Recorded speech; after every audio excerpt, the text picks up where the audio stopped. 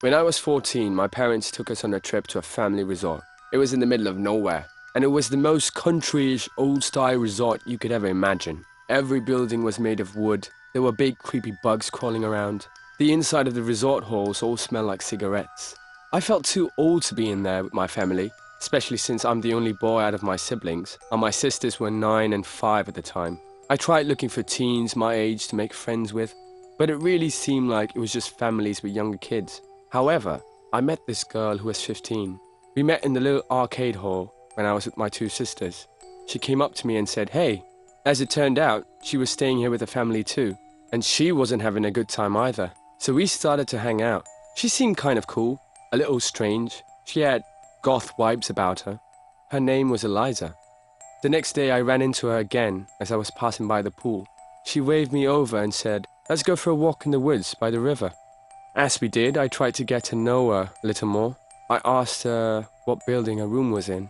She hesitated before her answer, and then she said, "The one next to the main hall." It was a vague answer. We sat by the river for a while, and I got to admit that she started talking about some weird, dark stuff. I won't get into it, but I started to think that she had some issues. Then she looked up at me and said, "Can we go to your room?" I lit up with excitement. Inside, I was a 14-year-old boy, hormones raging so obviously. I said yes with a little too much excitement in me, imagining the best-case scenario. We got close to my room, and she asked for the card to open the door, and she ran ahead to open it. We sat on my bed for a few minutes. That was a bit awkward, so I didn't know how to make a move, or if I had to make a move. She started talking about the dark stuff again. How she hated her family, you know. She had no more friends, how she liked the feel of blood, whatever that meant. Then, out of nowhere, she flicked open a huge switchblade and looked at me. She told me sometimes she thinks about using this on herself or someone else. That was the moment that this went from weird to disturbing. This wasn't going where I thought it was. It was actually going in a much darker, scarier direction. The way she looked at me with the knife flicked open was freaking me out. She looked at me and said, "Do you want to use this knife on someone here?"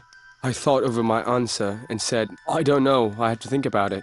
Obviously, I would never. This girl's true psychotic nature had just come out, and I had to play it safe. I said, "We should go back outside and walk around." She said, "Okay." So we went back outside and walked around the resort grounds. I watched the way she looked at people passing by, staring at them, not caring that they would notice. Luckily, I saw my parents straight ahead, and I said, "Oh shoot, there's my parents. I should probably go hang out with them."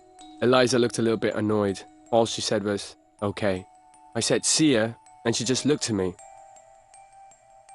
I went to my family, and for the rest of the day and night, I stayed with them, hoping not to run into that freaky girl again. That night, we got back into the room by about 9 p.m. This resort had huge rooms. So basically, I had my own room that was attached to my parents' and sister's room, but it also had its own door into the hall.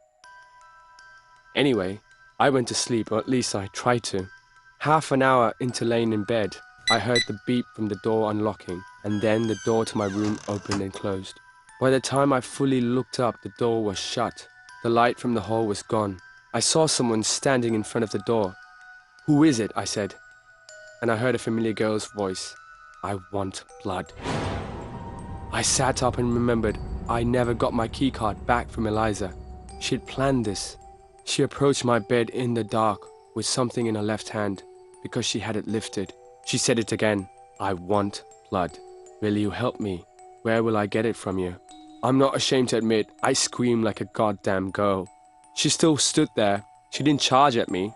She didn't run at first. When my dad burst into the room though, that's when she took off. My dad saw her and I yelled that she was about to kill me. He was about to go after her, but I screamed, "Don't! She has a knife!" Everyone in the hall came out of their rooms to see what was going on. We went down to the main office to get some info on this Eliza girl.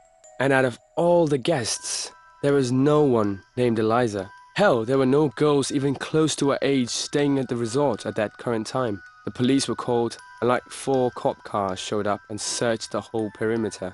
I think like 2 or 3 cop cars stayed overnight, since there were so many kids at the place. The keycard lock was changed on our front door that night. A lot of families, including mine, left the next day. and we got a refund for the 2 days we cut short. This whole thing was actually insane. Here there was this girl, fucked up in the head, and it's scary knowing that she was probably in the early stages of becoming a complete monster.